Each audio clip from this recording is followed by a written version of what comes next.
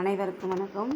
இன்றைக்கி நம்ம ஆன்மீக தகவல் என்ன பார்க்க போகிறோன்னா, இந்த புது வருடம் வருஷ பிறப்பு வருது பார்த்தியா, சித்திரை வருஷ பிறப்பு வரும்போது அதை நம்ம எப்படி கொண்டாடலான்றதை பற்றி பார்க்க போகிறோம். இந்த வருஷம் விசுவா வசு அப்படிங்கிற ஒரு வருஷம் வருது. இது 60 ஆண்டுகளுக்கு ஒரு முறை தான் வரும். ஏன்னா தமிழ் மாதத்தில் எப்படி 12 மாதங்கள் இருக்கும், அதேமாதிரி தமிழில் 12 ஆண்டுகள் இருக்குது. ஒவ்வொரு மாதம் ஒவ்வொரு வருஷம் ஒவ்வொரு ஆண்டுகள் தான் ஒரு பேர் வரும். இதில் இந்த வருஷம் விசுவா வசு வருஷம் வந்திருக்கு. இது 60 ஆண்டுகளுக்கு முன்னாடி வந்திருக்கும்.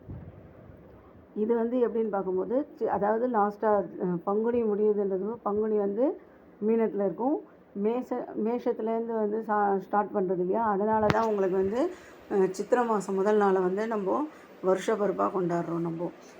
அதனால தான் இந்த வருஷம் நம்ம எப்படி கொண்டாடணும்னு சொல்லி பார்க்கும்போது, நார்மலாக கேரளாவில் பார்த்திங்கன்னா கனி காணுதல் சொல்லுவாங்க, விஷுன்னு சொல்லுவாங்க.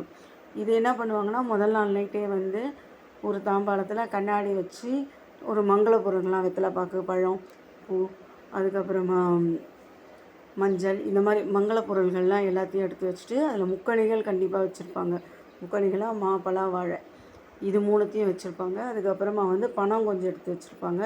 அவங்க வீட்டில் நகைகள்லாம் இருந்ததுன்னா நகைகள் கொஞ்சம் எடுத்து வச்சுருப்பாங்க. இந்த மாதிரி எதெல்லாம் பாசிட்டிவ் எனர்ஜி, நல்லா ஒரு வைப்ரேஷன் வேணுமோ அது எல்லாத்தையும் அந்த இடத்துல எடுத்து வச்சுருப்பாங்க. எடுத்து வச்சுட்டு முதல் நாள் நைட்டே ரெடி பண்ணி எடுத்து வச்சுருப்பாங்க.